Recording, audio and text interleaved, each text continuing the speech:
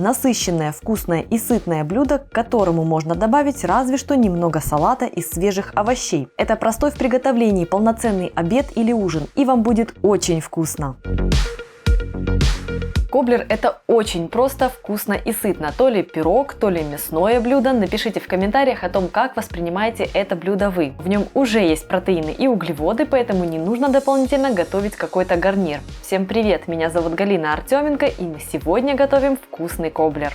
На форму размером примерно в половину стандартного противня беру 1 кг мяса, тут у меня куриное филе, 1 большую морковь, 2 луковицы, 200 граммов замороженного зеленого горошка. Также потребуется 500-600 граммов томатного сока, а еще лучше томатов в собственном соку. Специи могут быть любыми. У меня по половине чайной ложки уцха сунели и копченой паприки, а также потребуется соль и 2 столовые ложки растительного масла.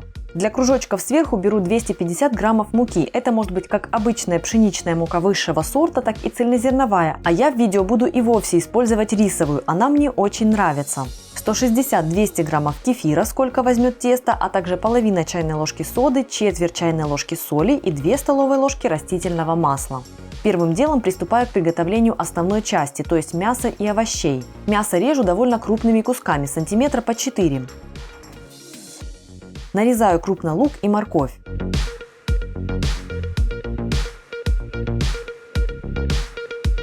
Перехожу к сковороде. Разогреваю ее на сильном огне, вливаю столовую ложку масла и обжариваю мясо так, чтобы оно покрылось румяной корочкой с разных сторон. Важно обжарить мясо, придать ему насыщенный вкус, а поэтому готовлю на сильном огне и не загружаю сковородку сразу всеми кусочками. Если отправить все куски мяса в сковороду сразу, они резко опустят ее температуру и мясо начнет тушиться вместо того, чтобы обжариваться. Обжарить все мясо за раз можно, если у вас большая сковорода. А если она еще и такая, которую можно отправить в духовку, какой-то широкий глубокий сотейник, например, то это будет мега удобно. Сперва делаем обжарку в ней и в ней же отправим готовиться дальше. Но у меня такой нет, так что я обжариваю на своей обычной сковородке.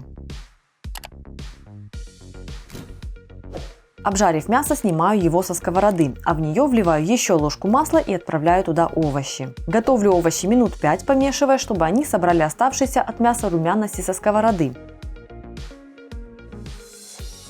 Всыпаю к овощам специи и перемешиваю, после чего выключаю огонь. Специи прогреются и уже начнут отдавать ароматы. Беру форму для выпечки и отправляю туда половину овощей. К овощам вливаю половину помидоров в соку. Присаливаю слой. У меня, кстати, домашние помидоры, я показывала их на канале. Ссылку на рецепт оставлю в описании, на лето пригодится. Поверх овощей выкладываю обжаренное мясо, присаливаю, а на мясо выкладываю оставшиеся овощи и выливаю вторую половину томатов. Еще немного соли и закрываю форму фольгой. Отправляю форму в духовку, разогретую до 140-150 градусов на 1 час. Когда я использую не курицу, а свинину, то томлю ее в таком виде 1,5-2 часа, а в случае с говядиной или бараниной 2-3 часа, в зависимости от того, какая часть туши. Чем жестче мясо, тем дольше томлю. Теперь занимаюсь подготовкой теста для кружочков. Они же гарнир в этом блюде. К муке отправляю соль и соду и перемешиваю. Вливаю кефир и масло и замешиваю мягкое тесто. Почему я использую соду в этом рецепте и не гашу ее перед введением в тесто? Во-первых, кефир – это кислый ингредиент, и как раз он вступит в реакцию с содой. Если бы я готовила тесто, например, на воде или на молоке, то взяла бы разрыхлитель. А не гашу соду я потому, что реакция должна пройти в самом тесте, а не в ложке. Детально про это я писала на своем сайте, где можно увидеть разрез изделий, в которых соду гасили и в которых нет. Ссылку оставлю в описании, это очень интересный и наглядный эксперимент. Тесто переваливаю на припыленный мукой рабочий стол и распластываю до толщины примерно в 1 см. Тесто с пшеничной мукой будет более упругим, а у меня оно более рыхлое, так и должно быть.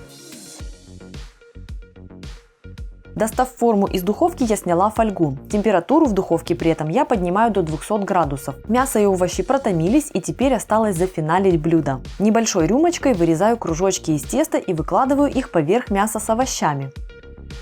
А теперь внимательный зритель спросит, а что же с горошком? И как раз сейчас, перед выкладыванием теста, самое время выложить его поверх овощей, прямо в замороженном виде. Я же так увлеклась съемкой, что просто-таки про него забыла. Что ж, подам уже к готовому блюду. Заполнив форму кружочками, отправляю ее в духовку на 20-25 минут. Напомню, что температуру я подняла до 200. Осталось лишь пропечь тесто, и блюдо готово. Кружочки получаются хрустящими снаружи, а снизу они пропитываются соками блюда. Это особенно понравится тем, кто любит вымакивать кусочком хлеба соки от салата или подливы. И так как про горошек в процессе я забыла, то я просто разморозила его и дополнила им уже готовое блюдо в тарелке.